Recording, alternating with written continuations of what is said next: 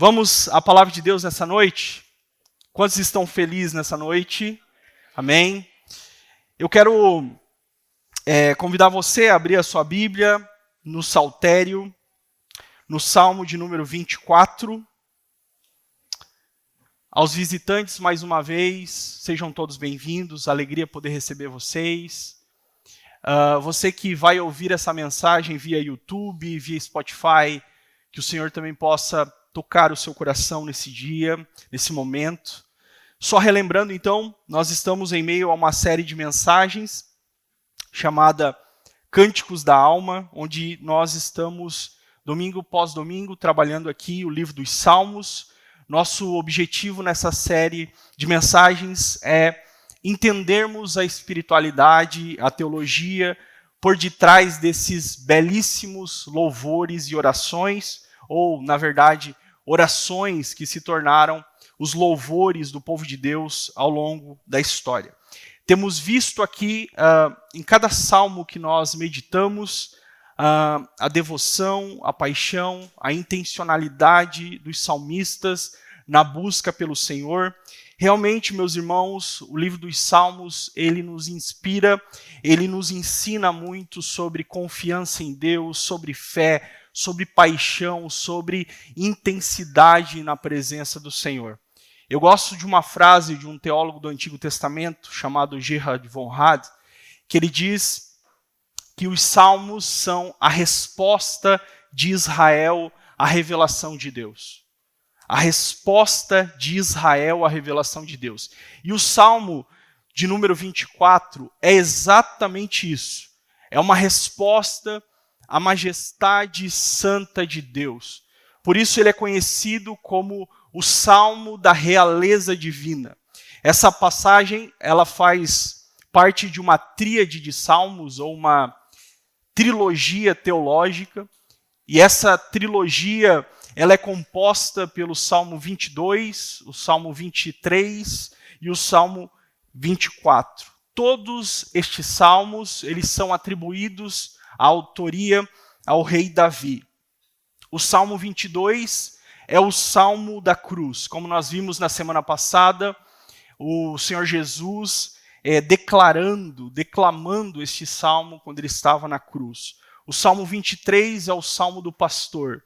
E o Salmo 24 é o Salmo do Rei da Glória. Então, cada um destes cânticos representa um aspecto do poderio de Deus sobre o seu povo. Este salmo que nós vamos ler aqui, ele me chama a atenção porque ele destoa um pouco em relação aos outros salmos que eu acabei de citar, o 22 e 23, no sentido de que o Salmo 24 é um cântico de vitória, é um cântico de entronização. Este salmo, ele nos mostra poeticamente o encontro entre a majestade de Deus e a resposta do homem diante da revelação de Deus como Rei da Glória. E a pergunta inicial, e também essa pergunta será o cerne da mensagem de hoje, ou seja, a mensagem vai girar em torno dessa pergunta, que é a seguinte questão: se o Senhor, ele é dono de tudo, se o Senhor é o Rei da Glória, como nós cantamos aqui, a pergunta é: como nós temos nos colocado diante desse Rei? Como temos reagido ou correspondido a essa revelação? O salmista nos aponta um caminho de como respondermos à realeza divina, e eu quero pensar com vocês acerca dessas coisas nessa noite. Vamos à leitura do texto? A minha versão é a NAA, Nova Almeida e Atualizada, que diz assim: Ao Senhor pertence a terra e a sua plenitude, o mundo e os que nele habitam. Porque ele fundou-a sobre os mares e sobre as correntes a estabeleceu. Quem subirá ao monte do Senhor? Quem há de permanecer no seu santo lugar? O que é limpo de mãos e puro de coração, que não entrega a sua alma à falsidade, nem faz juramentos com a intenção de enganar. Este receberá do Senhor a bênção e a justiça do Deus da sua salvação. Esta é a geração dos que o buscam a face do Deus de Jacó. Levantem suas cabeças, ó portas. Levantem-se, ó portais eternos, para que entre o Rei da Glória. Quem é o Rei da Glória? O Senhor forte e poderoso, o Senhor poderoso nas batalhas. Levantem as suas cabeças, ó portas. Levantem-se, ó portais eternos, para que entre o Rei da Glória. Quem é esse Rei da Glória? O Senhor dos exércitos. Ele é o Rei da Glória. Erga sua mão para cá, me abençoe nessa noite. Vamos orar. Pai, nós te agradecemos, Senhor, pela tua santa palavra, Senhor. Por esse privilégio de estarmos reunidos aqui, Senhor, para adorar o teu nome. Para termos um momento de comunhão em família. Senhor, agora nós nos prostramos diante da tua santa palavra, Senhor. Ela que é alimento para as nossas almas. Senhor, eu oro para que nessa noite o Senhor venha falar ao coração do teu povo uma vez mais. Que o Senhor venha nutrir o seu povo nessa noite, Senhor. Que nessa noite nós possamos sair daqui confrontados, alinhados e cheios, Senhor. Cheios de Ti e dispostos a viver, Senhor, de uma maneira que Te agrada ainda mais intensamente, Senhor. Assim nós oramos e desde já nós Te agradecemos. Em nome de Jesus. Amém, amém e amém. Que a espada do Espírito venha ferir os nossos corações nessa noite. O tema da mensagem é: abram-se as portas para que entre o Rei. Abram-se as portas para que entre o Rei. Irmãos, sem medo de errar, eu posso dizer a vocês que o Salmo 24 é um dos salmos mais belos que a gente tem no saltério ou em toda a Bíblia Sagrada. Charles Spurgeon, o príncipe dos pregadores, ele disse sobre este salmo: da minha parte, não tenho noção de ouvir ou de um homem ter jamais visto ou ouvido algo tão grande, tão solene e tão celestial. Este salmo é um salmo conhecido como salmo messiânico, ou seja, ele aponta para o triunfo do Messias.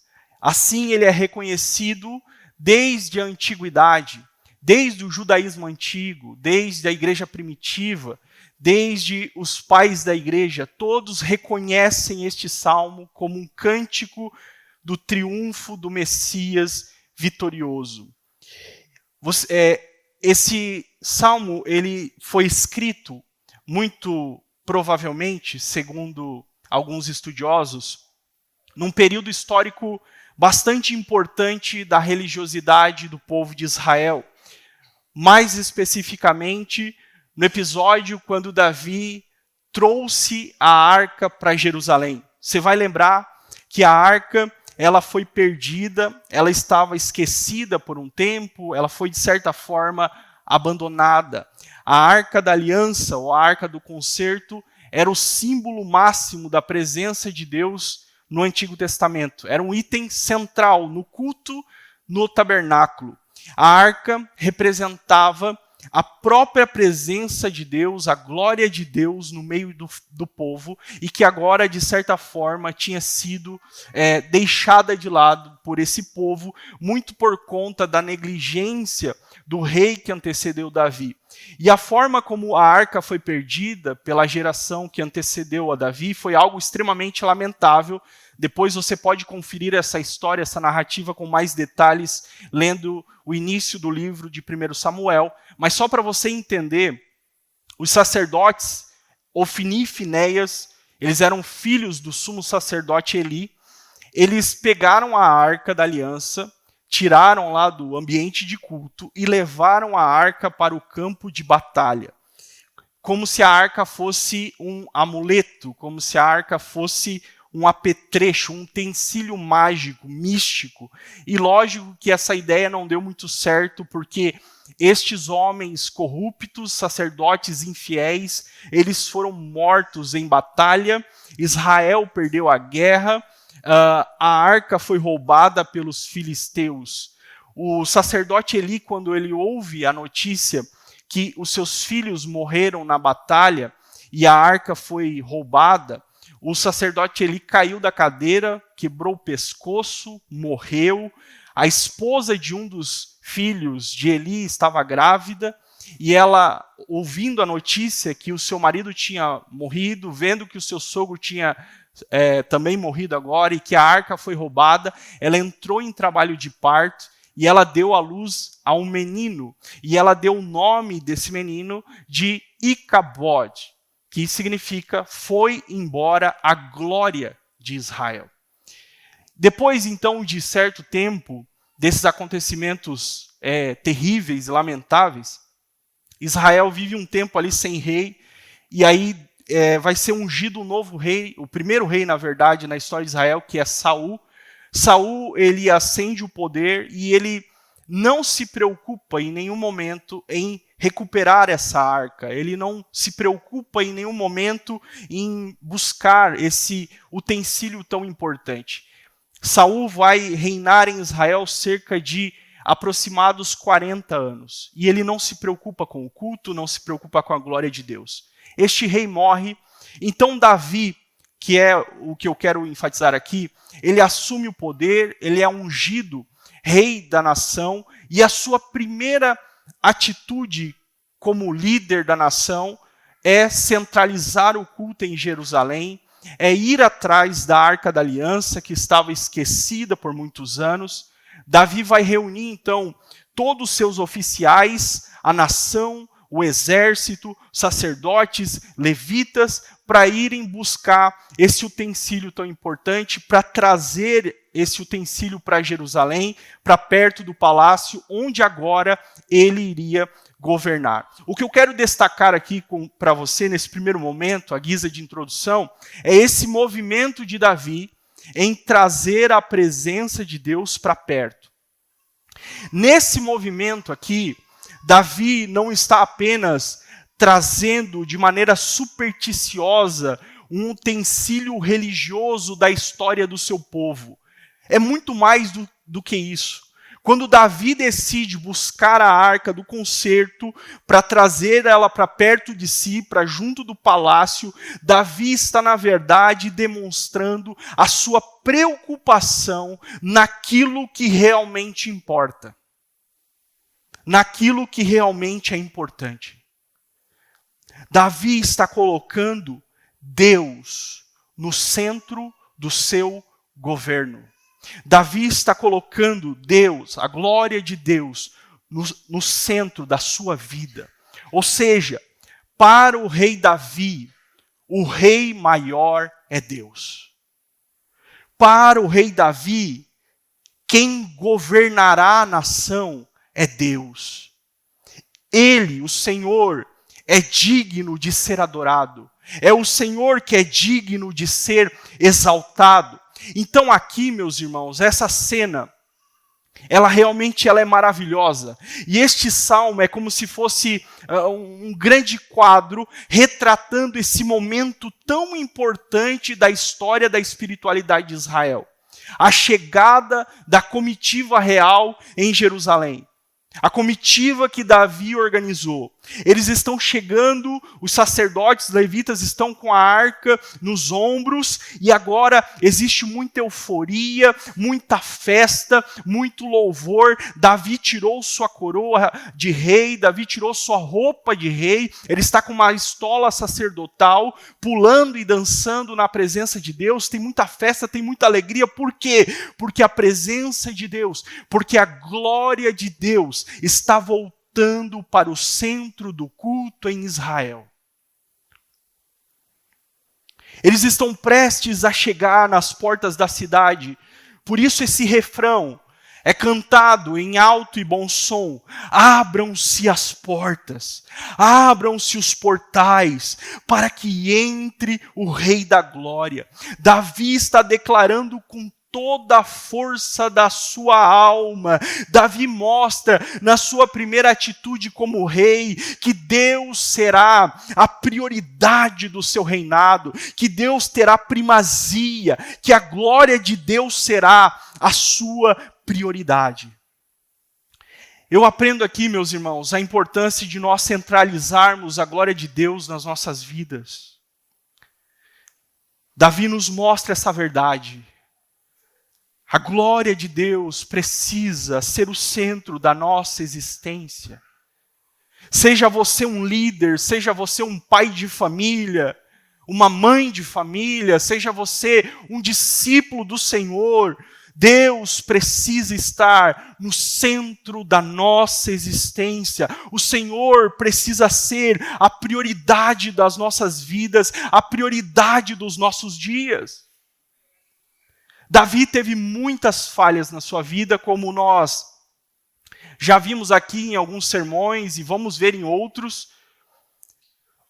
Mas Davi foi reconhecido por esse título, o rei segundo o coração de Deus.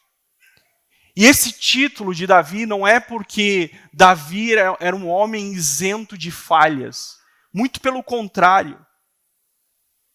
Davi é o rei segundo o coração de Deus, porque ele mantinha vivo dentro de si a paixão pela glória de Deus.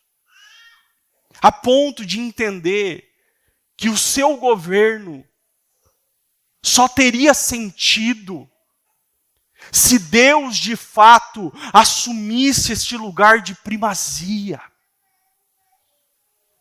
Quem de nós nessa noite está disposto a fazer da glória de Deus a sua prioridade? Quem de nós está disposto a ter a glória de Deus como sua prioridade? Bom, posto isto, aqui no início desse salmo, antes do refrão final que nós gostamos tanto, e inclusive já cantamos aqui nessa noite, nós temos algumas afirmações muito significantes no âmbito da adoração. E antes de avançarmos, eu acho importante falar sobre isso, nós que amamos as Escrituras, que existe um princípio na exegese que é o seguinte: nós precisamos encontrar as perguntas por detrás das afirmações.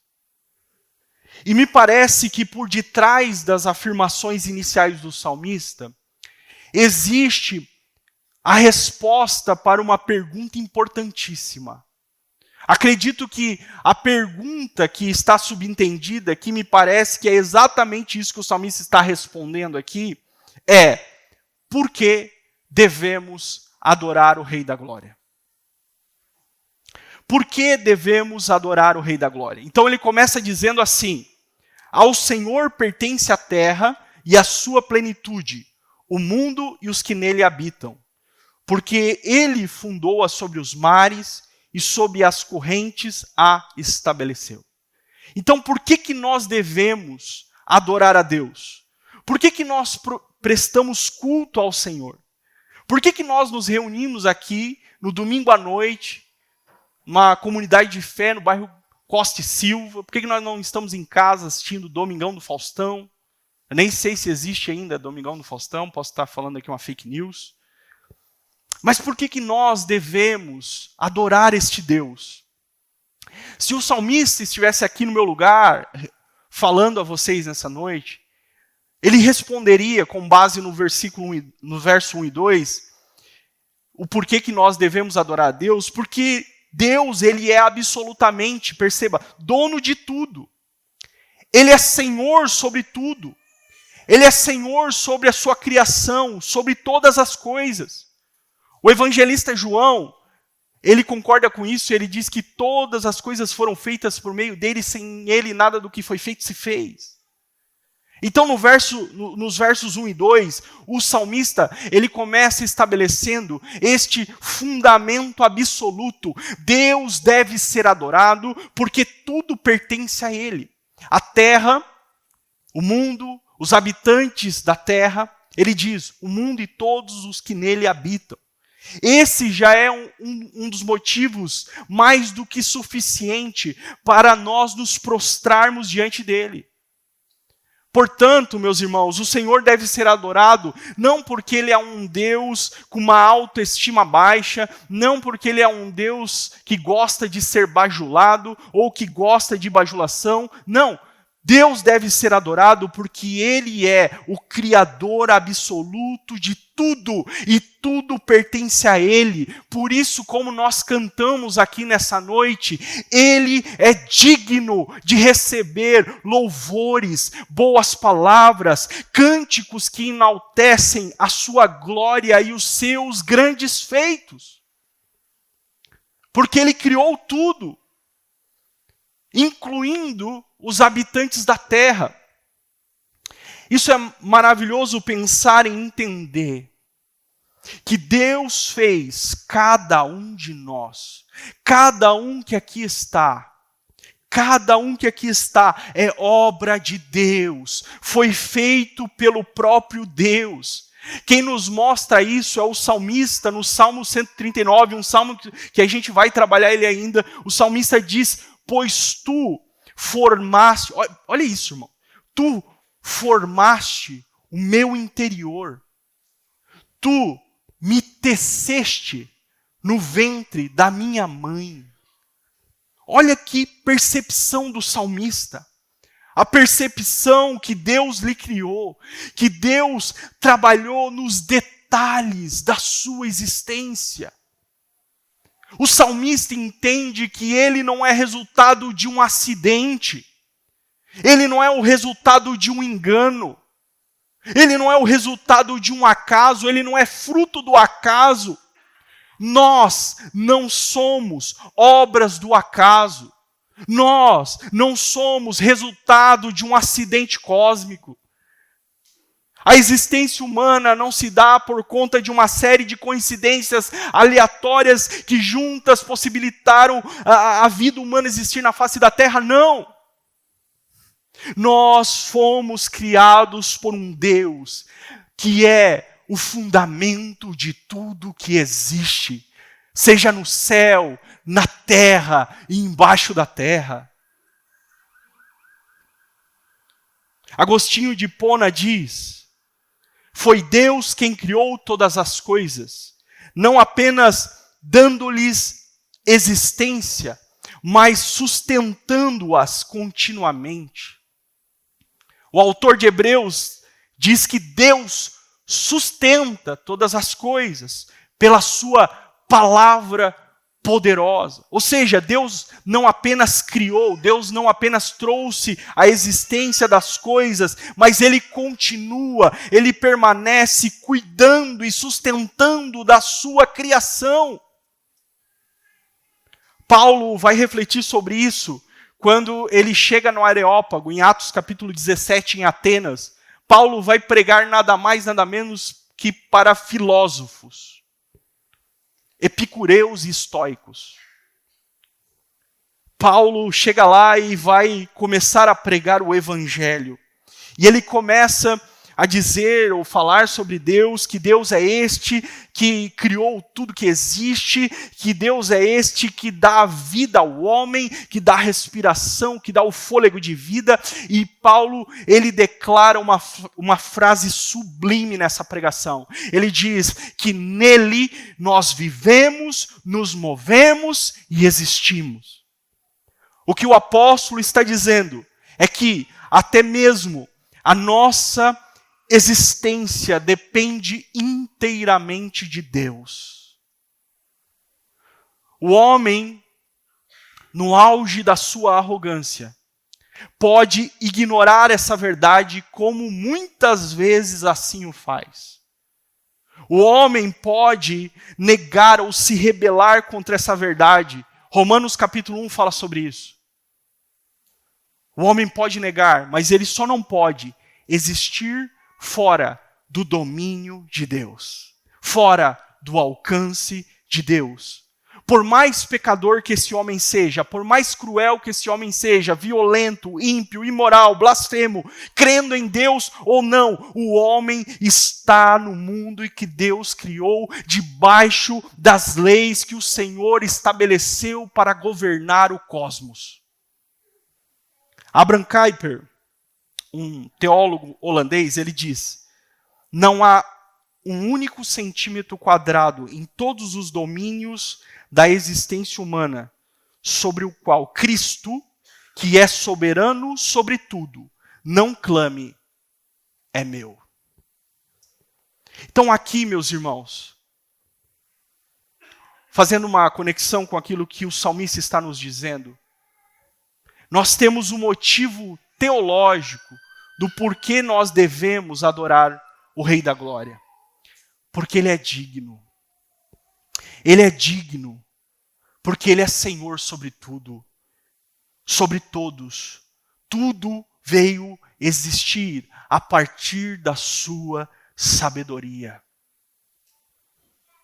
Por isso, esse, segundo o salmista, é um dos motivos pelos quais Deus deve ser adorado. E eu penso que cabe aqui uma nota de rodapé acerca do que é adoração segundo as Escrituras. Ou o que é adorar a Deus de fato e de verdade. Adoração, e nós já falamos isso aqui diversas e diversas vezes, adoração não é somente um ato litúrgico. Adoração vai muito além de nós cantarmos alguns louvores no domingo à noite.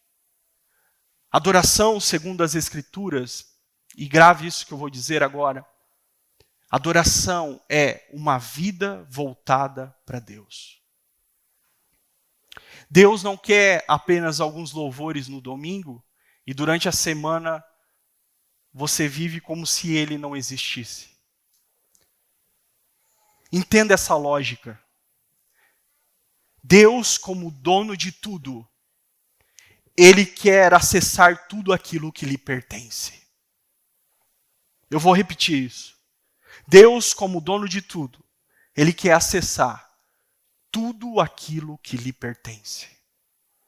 Por isso, a grande questão que fica para pensarmos é: se tudo pertence a Deus, se reconhecemos isso como um axioma, uma verdade absoluta, então a questão não é se Ele tem direito sobre nós. Porque, como vimos, Ele, como Criador de tudo, Ele tem direito sobre nós. Então, a questão não é se Ele tem direito sobre nós. A questão é se nós temos vivido como realmente pessoas que pertencem ao Criador. Se estamos realmente voltados para esse Criador, refletindo a sua glória. Essa é uma questão crucial. Por quê? Porque quando Deus criou o homem, Ele nos criou para refletir a sua glória.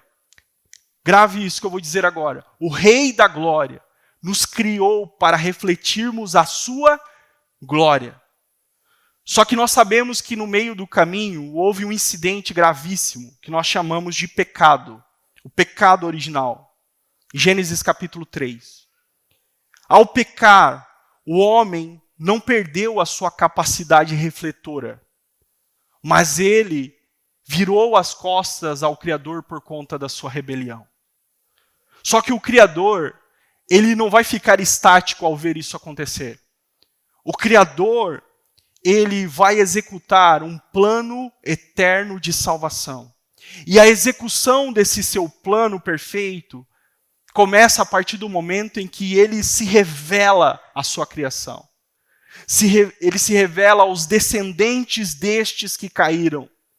Ou seja, a revelação de Deus faz parte do seu plano salvífico, para que o homem, atraído pelo Senhor, atraído por Deus, possa se voltar novamente para Ele. E é por isso que Deus se revela. E como que Deus se revela à humanidade? Bom, Deus se revela de muitas maneiras.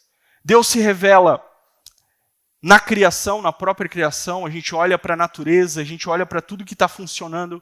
Até mesmo o mais sei lá, o cientista mais ateu, de vez em quando a gente vê um ou outro se convertendo, pelo menos a essa ideia que existe um Criador, talvez não se convertendo de fato ao cristianismo, mas entendendo que existe um Criador por detrás desse design inteligente. Deus se revela pessoalmente, e nós vemos isso na história dos patriarcas, Abraão, Isaac, Jacó, Moisés, entre outros. Deus se revela nas Escrituras, então nas Escrituras nós temos essa revelação de Deus, da sua vontade, do seu querer para as nossas vidas, dos atributos de Deus estão aqui, nós podemos acessar essa revelação. Deus se revela em Cristo, e Cristo é a maior revelação de Deus para a humanidade. Então, meus irmãos, nós só conhecemos Deus porque Ele se revelou. E aquilo que nós conhecemos dele, nós só sabemos por causa dessa revelação. Então, o que é adoração? Voltando, eu fiz toda essa volta para falar sobre isso. O que é adoração? Adoração é uma resposta à revelação. E por que isso é importante nós entendermos? Porque quanto mais compreensão que você tiver da revelação de quem Deus é, maior será a sua intensidade na adoração. Então, o que o salmista Davi nos mostra, de fato, é que a realidade de Deus ser o Criador de tudo e de todos, não é somente uma crença na sua mente, mas é uma verdade evidenciada na sua vida. Uma verdade evidenciada na forma como este adora a Deus.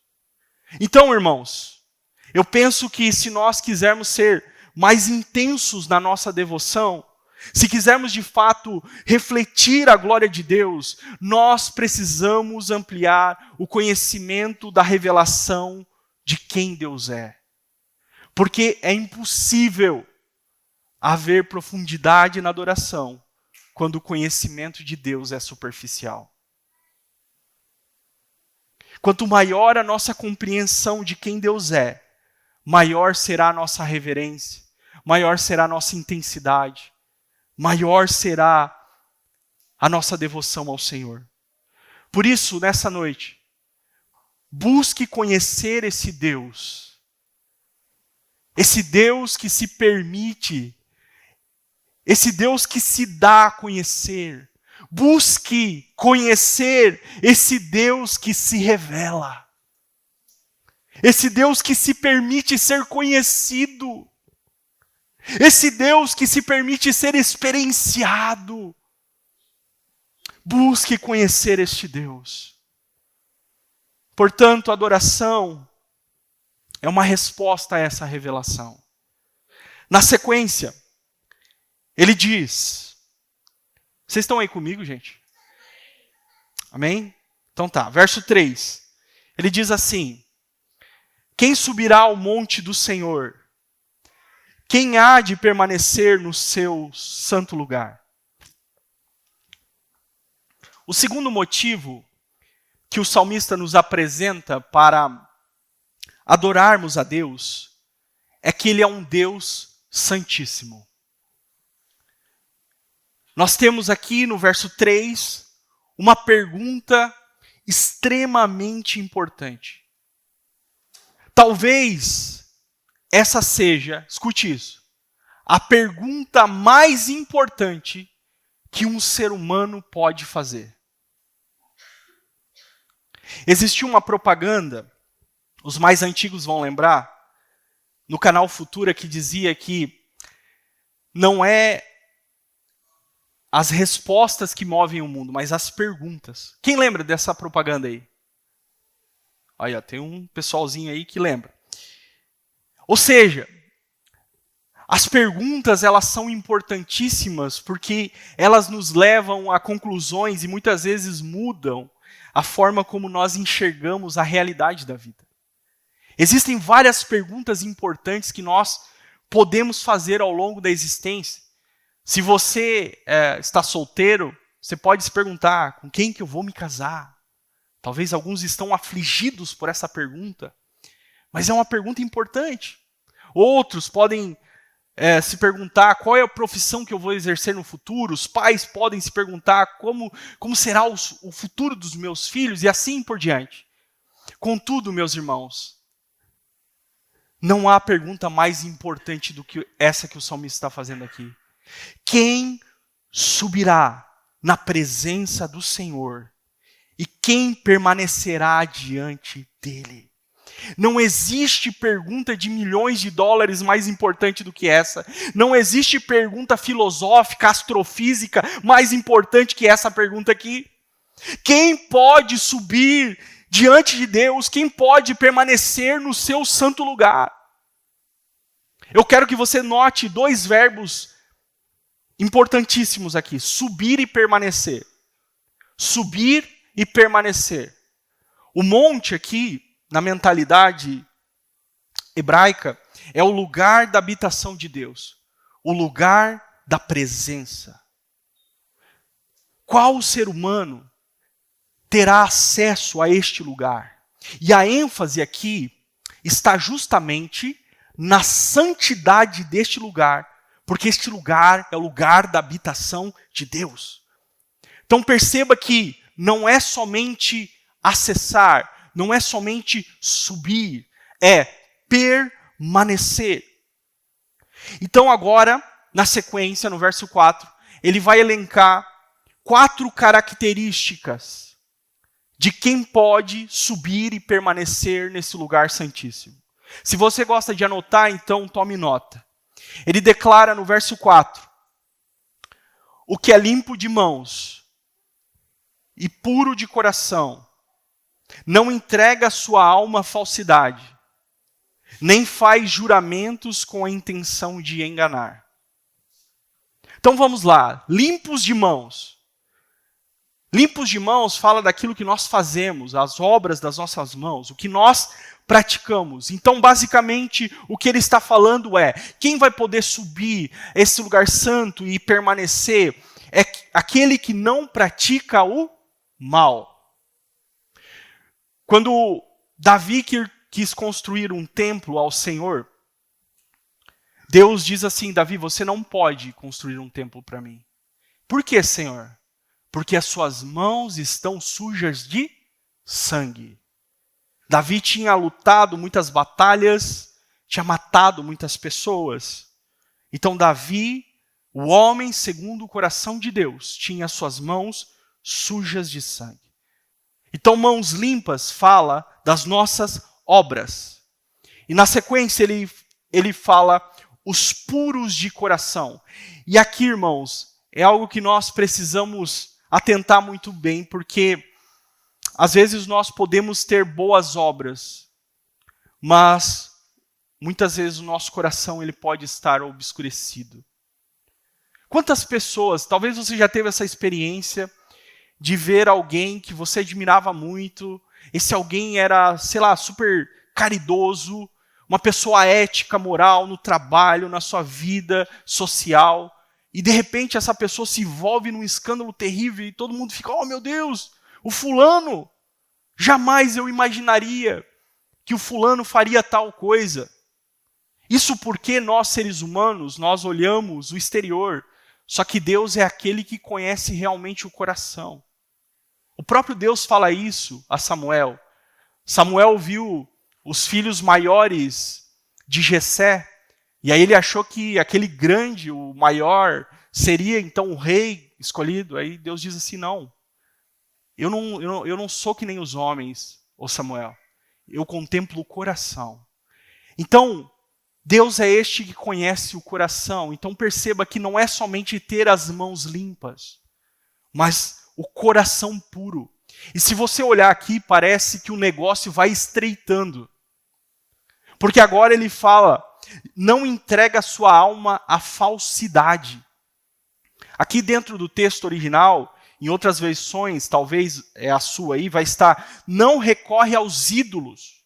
Ou, não recorre a coisas desprezíveis, a vaidades. Então, entregar a alma à falsidade é não entregar a alma aos falsos deuses deste mundo. é não fazer das coisas vãs, é não fazer das futilidades, das vaidades, o seu Deus pessoal. Isso também é desafiador, como diz um teólogo muito famoso, inclusive esse teólogo tem um fã-clube aqui nessa igreja.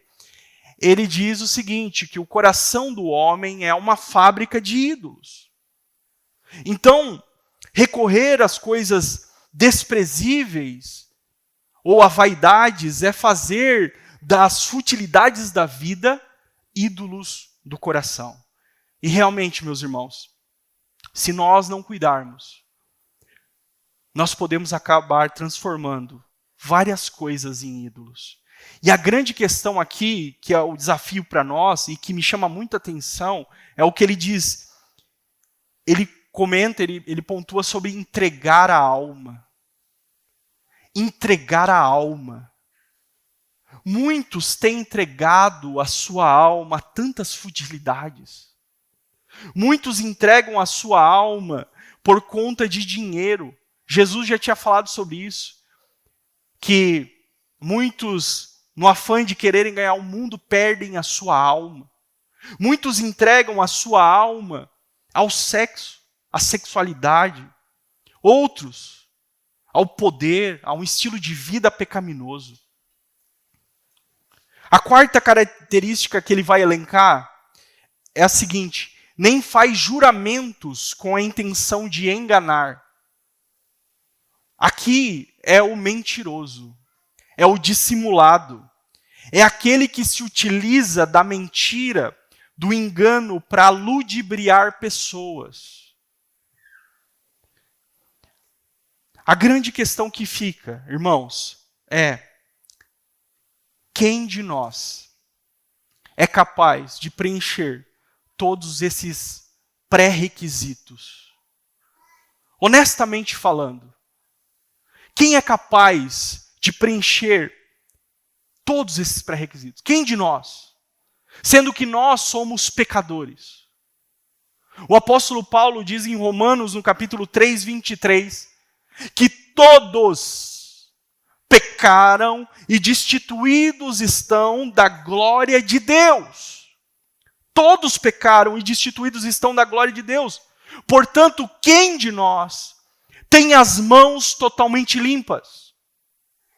Quem de nós tem um coração totalmente puro?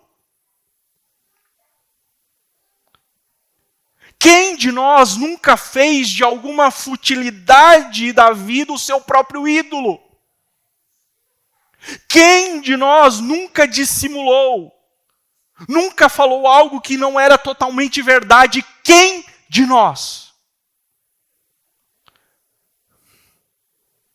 Essa pergunta retórica do salmista, quem poderá subir ao monte santo do Senhor e permanecer lá, e depois ele vai elencar as qualificações de quem pode, só nos mostra o quanto nós somos insuficientes.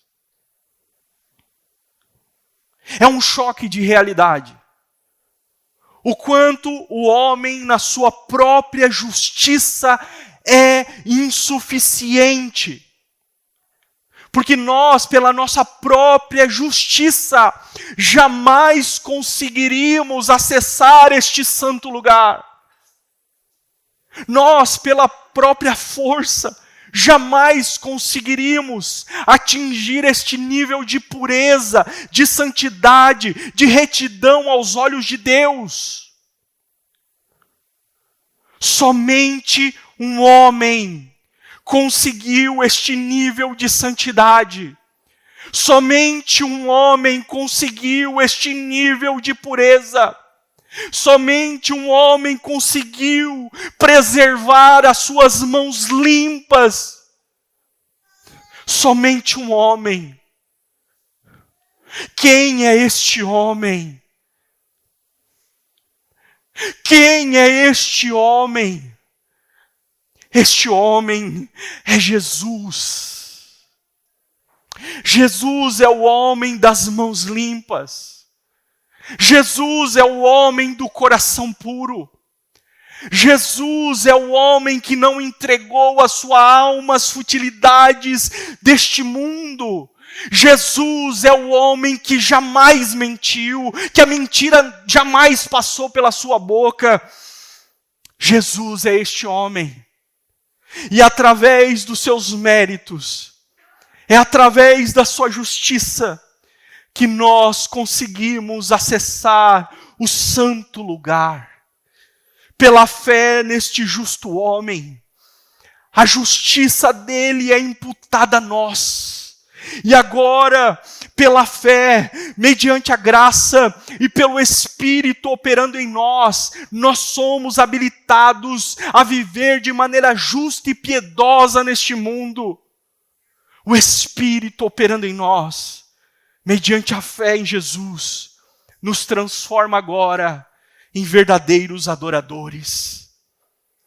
Os verdadeiros adoradores só são adoradores porque, antes de tudo, eles foram alcançados pela graça redentora de Cristo Jesus. Aleluia! Olha que interessante, porque no verso 6 ele diz: essa é a geração dos que o buscam a face do Deus de Jacó. Por que o salmista Davi, ele cita o patriarca Jacó? Isso é muito curioso. Por que não Deus de Abraão? Por que não Deus de Isaac, Deus de Moisés, sei lá? Por que especificamente Deus de Jacó? Eu penso que talvez Jacó, de todos os patriarcas, é a exemplificação mais vívida de alguém que, mesmo em despeito às suas fragilidades, ele encontrou graça diante de Deus. Perceba a profundidade disso. O salmista não diz Deus dos homens perfeitos. Ele diz o Deus de Jacó. Jacó era falho, era instável, impulsivo, cheio de contradições, oscilações. Jacó mentiu para o próprio pai. Jacó enganou o seu irmão. Jacó tentou conseguir pela força aquilo que Deus já tinha prometido. Jacó é o retrato da insuficiência humana. E mesmo assim, Deus não se afastou dele. Sabe o que isso nos mostra, irmãos? Que a graça de Deus, ela se manifesta principalmente sobre aqueles que reconhecem o quanto são fracos. Jacó não tinha méritos para ostentar diante de Deus. A sua história é marcada por manipulações, por medo, como eu disse, por oscilações. Mas a graça de Deus é exatamente isso. É Deus continuar escrevendo uma história sobre alguém que humanamente já deveria ter sido descartado. Isso é graça. Graça é Deus insistindo na minha vida. Graça é Deus insistindo na sua vida. Mesmo diante dos seus tropeços, das suas oscilações, da sua dificuldade. Isso é graça. E Deus te chama nessa noite. O Deus de toda graça fala ao seu coração nessa noite. Ele é o Deus que te chamou. É o Deus de toda graça. Como eu disse, nós não somos dignos de buscá-lo. Nós não somos dignos de alcançá-lo. Mas é maravilhoso saber que a dignidade dele, a supremacia dele, a justiça dele, nos tornam aptos para se achegar até Deus. Já que nós não temos condições, eu e você, de subir até ele pelos nossos méritos, pela nossa própria força, o Rei da Glória desce até nós.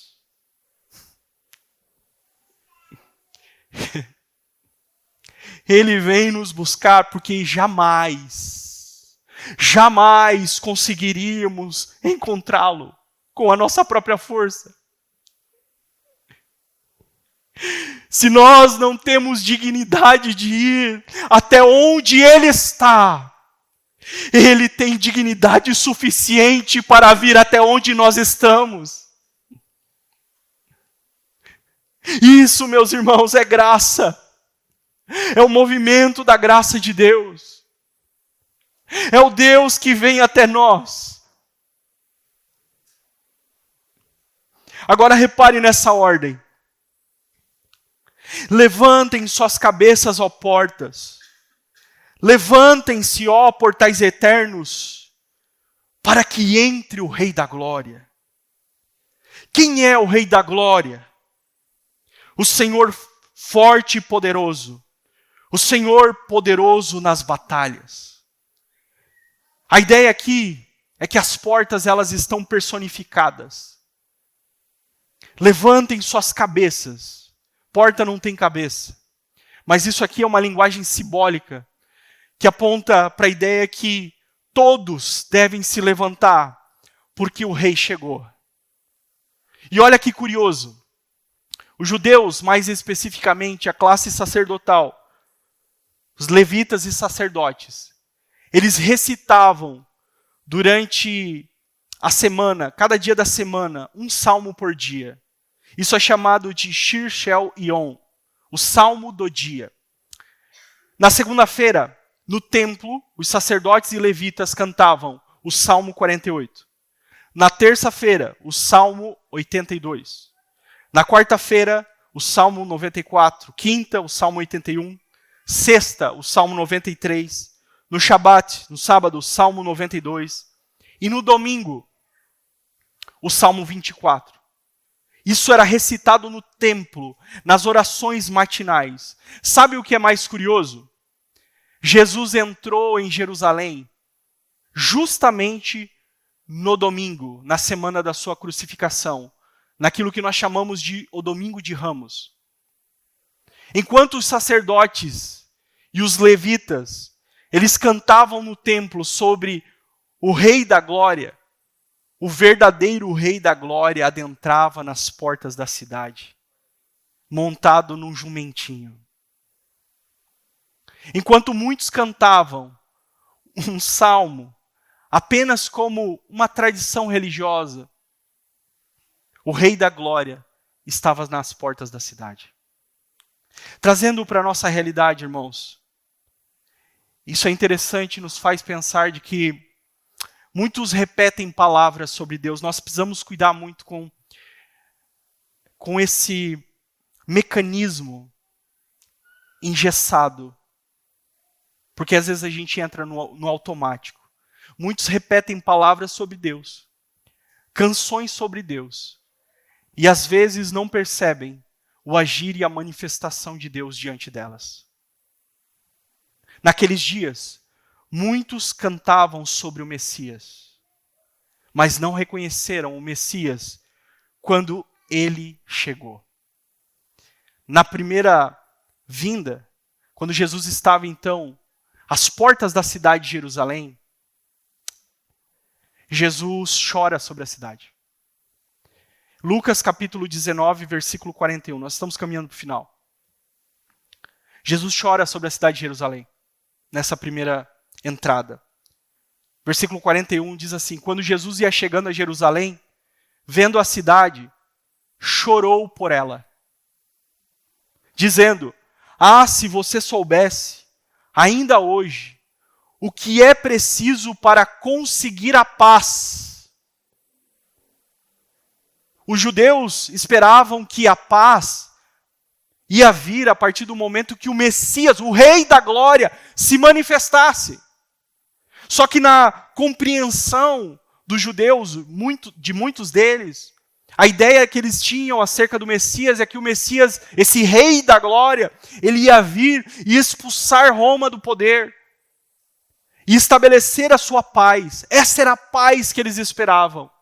Só que eles não entenderam o agir de Deus, eles não entenderam as profecias, E aí Jesus, chorando sobre a cidade, relatando sobre isso, ele diz no verso 44 do capítulo 19, vão arrasar você e matar todos os seus moradores, não deixarão pedra sobre pedra. Essa palavra de Jesus sobre Jerusalém, irmãos, se cumpriu ipsis literis, cabalmente, palavra por palavra, no ano 70 depois de Cristo, quando o general Tito invadiu a cidade. Destruiu tudo. Destruiu o templo, a cidade de Jerusalém. Os judeus foram dispersos naqueles dias. E aí Jesus diz assim, ele conclui dizendo, porque você não reconheceu o tempo em que Deus veio visitá-la. O Rei da Glória veio. Entrou pelas portas da cidade. Manifestou a sua glória, e eles, ou muitos deles, o rejeitaram. Eles perderam o tempo da visitação de Deus, o tempo da visitação gloriosa. Isso também fica exemplificado no discurso de Estevão, em Atos capítulo 7. Quando ele está falando às autoridades religiosas, ele diz, até quando vocês resistirão ao Espírito Santo? Até quando vocês vão resistir? Porque eles estavam negando a realidade que Cristo era o Messias. Nós precisamos, meus irmãos, entender a seriedade, a gravidade disso. Porque às vezes nós mantemos os nossos corações duros, os nossos ouvidos tapados em relação àquilo que Deus está falando conosco. Nós trancamos as 7 chaves, as portas do nosso coração. Deus falando conosco, Deus nos chamando, Deus chamando a nossa atenção. E nós, displicentes, perdemos aquilo que Deus está nos oferecendo. Perdemos o tempo da visitação dEle.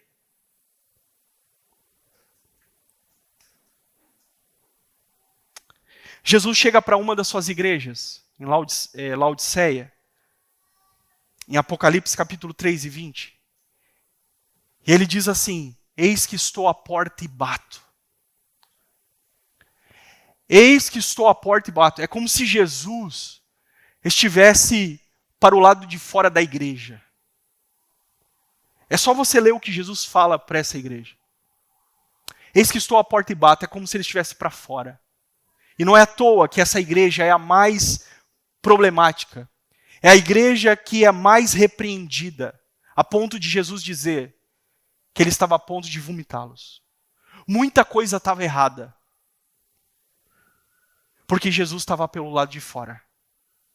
E se Jesus está pelo lado de fora, alguma coisa está errada pelo lado de dentro. A igreja está cheia de problemas. Porque colocaram Jesus para o lado de fora. Ele está na porta dizendo, ei, eu estou aqui. Quem abrir a porta, eu entrarei e cearei com ele, e ele comigo. Eu estou batendo na porta. Jesus está batendo na porta do seu coração nessa noite. Jesus está te chamando nessa noite. Eu pego carona com o salmista, com a devida licença poética. Abram-se os corações para que entre o rei.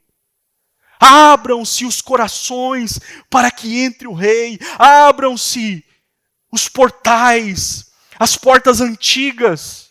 E aqui talvez uma analogia, portas antigas aponta talvez para as feridas antigas da sua alma, que se tornaram portas fechadas que você não quer que ninguém entre, que ninguém acesse, que ninguém abra, incluindo Deus. Abram-se corações para que entre o rei. O autor de Hebreus nos dá também essa advertência. Se hoje ouvirdes a sua voz, não endureçais o vosso coração. O Espírito de Deus nos diz nessa noite, Abram-se portas, abram-se corações para que entre o Rei. Ele é Senhor de tudo, Ele é dono de tudo, Ele é sustentador de tudo. Foi Ele que te gerou, foi Ele que te escolheu, foi Ele que te chamou. Você pertence a Deus. Ainda que você esteja caído, Ele está de pé. Ainda que você esteja dormindo, Ele permanece acordado. Ainda que você se ache indigno, indigna, Ele é digno o suficiente para ter a sua vida por inteiro. Não endureça o seu coração. Abra as portas do seu coração para que entre o Rei.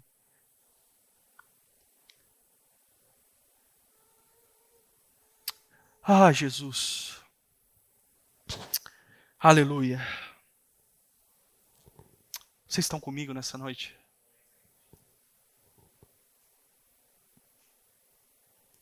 Ele termina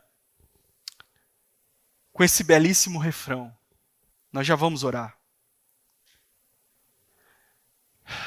Levantem as suas cabeças, ó portas.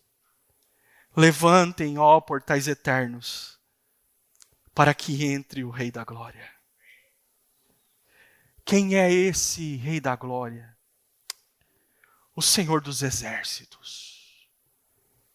Ele é o Rei da Glória. Alguns estudiosos sugerem que você percebe que aqui existe a repetição dos versos. Alguns sugerem que esses versos finais apontam para dois momentos da glória do Messias. O primeiro é este que nós falamos, quando ele entra em Jerusalém. Já a parte final seria a representação do Messias após a sua ascensão. Olha que glorioso isso. É o Senhor chegando aos portais da eternidade. Agora, como Filho do homem ressurreto e com o seu corpo glorificado. Jesus sendo recebido pelas miríades angelicais, anjos, arcanjos, querubins, serafins, seres viventes, anciãos, todos glorificando o Rei da Glória. Essa parte final retrata Jesus assentando à destra de Deus. Antes da encarnação, Jesus já estava sentado à destra de Deus. Só que agora, após a sua encarnação, a sua morte e ascensão, Jesus assume o mesmo lugar de antes. Só que agora tem uma diferença. Agora ele assume este lugar como Deus homem. Deus homem. Ao lado de Deus hoje está o Deus homem. Ao lado de Deus Pai hoje está o representante federativo da humanidade, o nosso irmão mais velho, o Deus homem, aquele que conhece as nossas dores, aquele que conhece as nossas fraquezas, aquele que conhece as nossas limitações, aquele que sofreu, que sangrou, que chorou, que sentiu fome, frio, medo. O Deus homem, ele chega vitorioso neste lugar. Sabe quem viu essa cena? Essa cena foi vista por Daniel. Daniel viu Jesus, o Rei da Glória, adentrando nos portões celestiais. Daniel viu a cena da coroação do Messias. Olha o que ele diz, Daniel capítulo 7, versículo 13 e 14. Eu estava olhando nas minhas visões de noite, e eis que vinha com as nuvens do céu alguém como filho do homem. Ele se dirigiu ao ancião de dias, e o fizeram chegar até ele.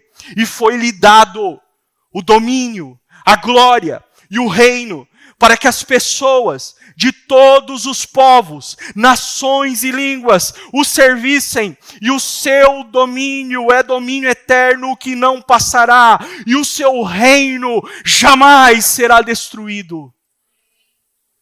Tudo foi dado ao Filho, o domínio, o poder, a majestade, a glória. Por isso que Paulo, quando escreve aos Filipenses, Paulo diz no capítulo 2, pelo que também Deus o exaltou sobremaneira, e lhe deu um nome que é sobre todo nome, para que o nome de Jesus se dobre todo o joelho dos que estão nos céus e na terra e debaixo da terra, e toda a língua confesse que Jesus Cristo é o Senhor, para a glória de Deus Pai. Vamos responder o salmista nessa noite, meus irmãos. Quem é o Rei da Glória? Quem é o Rei da Glória?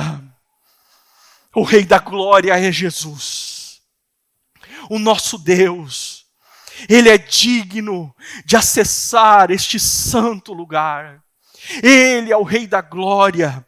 Aleluia, tudo lhe pertence. Tudo é dele. Aleluia. Tudo pertence a Ele. Eu termino essa mensagem nessa noite. Nós já vamos orar. Com 3 aplicações deste sermão. Aleluia. A primeira aplicação. Você pertence a Deus. Viva para a glória dEle. Faça da glória dEle a sua prioridade. Você pertence ao Senhor. Você é dele. Como eu disse, eu vou repetir. O Senhor te chamou, o Senhor te gerou. O Senhor te escolheu. Você é propriedade exclusiva do Senhor. Viva para a glória dele. Faça da glória dele a prioridade da sua existência. Segunda aplicação. Você não é suficiente. Sozinho você não consegue. Essa é a grande mensagem do Evangelho. Você é insuficiente. Talvez você tentou, com a força do seu braço, alcançar a perfeição. E sempre que você tenta, você se frustra. Sabe por quê? Porque você é insuficiente. Você é insuficiente. Entenda de uma vez por todas que sem Jesus você jamais vai conseguir. Terceira e última aplicação para orarmos. Abra as portas do seu coração para o Rei da Glória. Porque quando este Rei entra, Ele muda tudo. Quando este Rei entra, Ele muda a nossa identidade. Ele muda quem somos. Deixa o Rei da Glória entrar. Deixa o Rei da Glória tocar nas camadas profundas da sua alma. Nas camadas profundas do seu ser. Eu quero orar com você nessa noite. Fica de pé comigo. Aleluia.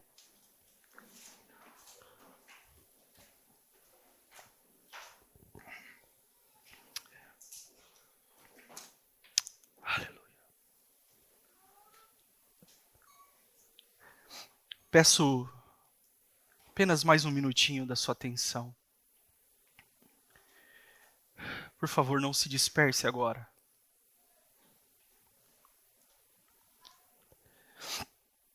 Aleluia. O Senhor fala aos nossos corações nessa noite. Aleluia. Eu sinto que nessa noite eu devo orar por você que talvez tem vivido tanta instabilidade nos últimos tempos. Estabilidade emocional, mental, espiritual. Uma hora está tudo bem, uma hora está tudo certo. E de repente, tudo rui ao seu redor. Eu quero orar por você que talvez entrou aqui nessa noite sem forças. Você entrou aqui nessa noite exausto, exausta. A rotina tem te drenado. As ocupações têm drenado as suas forças. Você tem se tornado insensível ao agir de Deus. Nessa noite o Senhor está neste lugar, o Rei da Glória está neste lugar. O Senhor está neste lugar porque Ele nos ama. O Senhor está neste lugar porque Ele tem uma aliança conosco. Ele está neste lugar porque Ele viu o seu choro, as suas lágrimas.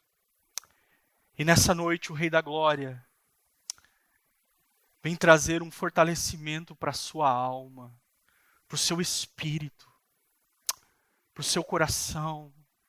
O Senhor vem te colocar de pé nessa noite. O Senhor vem dizer que Ele é o teu Deus. O Senhor vem declarar nessa noite que tudo o que Ele te prometeu, todas as promessas que Ele te fez, elas estão de pé. Elas estão de pé, porque Ele não é homem para que minta e nem filho do homem para que se arrependa. Foi Ele que te chamou. Foi Ele que te escolheu. Aleluia. E o Senhor quer derramar uma porção do seu Espírito sobre nós nessa noite. Eu sinto a autoridade dos céus para declarar isso nessa noite. Aleluia. Eu sinto a autoridade de Deus para dizer isso nessa noite. Eu gostaria de convidar você a procurar alguém para orar nesse momento. Vamos nos mover agora, em nome de Jesus, irmãos, em nome de Jesus. Procure alguém para orar agora, de preferência alguém que você nunca orou. Vamos fazer isso agora em nome de Jesus. Em nome de Jesus. Em nome de Jesus. Em nome de Jesus. Procure alguém para orar neste momento. Aleluia. Aleluia. O Rei da Glória está neste lugar. O Rei da Glória está neste lugar. Vamos nos mover no Espírito. Aleluia. Aleluia. Aleluia. Aleluia. Sim, Senhor. Sim, Jesus. Rei da Glória, nós te amamos. Nós te amamos, Rei da Glória. Aleluia. Não permita, ó Rei da Glória, que possamos caminhar, Senhor, apáticos à sua presença. Aleluia, aleluia. Rei da Glória, nós te amamos. Aleluia, Rei da Glória, faça aquilo que o Senhor quer fazer neste lugar, nessa noite.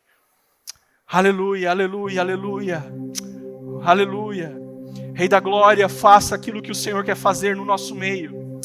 Aleluia, aleluia. Abram-se portais, abram-se portas nessa noite. Portas trancafiadas. Aleluia. Portas trancadas. Abram-se nessa noite, aleluia.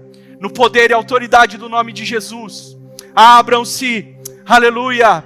Aleluia, para que entre o Rei da Glória, o Rei poderoso nas batalhas, o Senhor dos exércitos é o seu nome, aleluia, o Rei glorioso, aleluia, o Rei dos reis. O Senhor te chamou, o Senhor te escolheu, ainda que pessoas te rejeitaram, ainda que familiares te rejeitaram, aleluia, o Senhor te escolheu antes da fundação do mundo. Antes que o mundo fosse formado, Deus te escolheu. Antes de você estar no ventre da sua mãe, você foi escolhido por Deus. Você foi escolhida por Ele. Aleluia. Entenda isso nessa noite. Aleluia. Aleluia. Sim, Rei da Glória. Rei da Glória, Rei da Glória, Rei da Glória. Rei da Glória. Tu tens primazia neste lugar, Senhor. Aleluia, Rei da Glória, Tu tens primazia neste lugar. Aleluia. Este é o Teu povo. Esta é a Tua igreja, Senhor. Aleluia. Fere-nos nessa noite, Rei da Glória. Fere, fere, fere. Fere. Venha ferir, Senhor, as nossas almas. Venha ferir, Senhor, os nossos corações. Ah, Senhor, corações talvez gélidos, petrificados, apáticos. Senhor, fere-nos, fere-nos, Fere-nos, aleluia, venha ferir, Senhor, os nossos corações. Sim, Rei da Glória, Rei da Glória, Cristo, Cristo, Senhor dos exércitos, Cristo, a tua dignidade nos torna dignos. Cristo, Cristo, segure em nossas mãos, ó Cristo. Cristo, Cristo, Cristo. Marca no Senhor, marca no Senhor, marca no Senhor, marca-nos. Ah, Senhor. Ah, Senhor, nós somos tão indignos. Nós somos tão falhos, Senhor. Nós somos tão fracos. Essa noite nós reconhecemos quem Tu és, Senhor. Nós reconhecemos a Tua grandeza. Nós reconhecemos Tua soberania. Jesus, que a Tua glória possa ser de fato a nossa prioridade. A prioridade dos nossos dias, Senhor. Ah, Jesus, que nós possamos viver isso não apenas de discursos ou bravatas, mas de fato e de verdade, Senhor, nas nossas vidas, Jesus. A Tua glória, a nossa prioridade, a prioridade das nossas existências. Nos torna, Senhor, famintos pela Tua glória, Senhor. Famintos, Senhor. Famintos por Ti. Famintos pela Tua presença, pela Tua palavra, Senhor.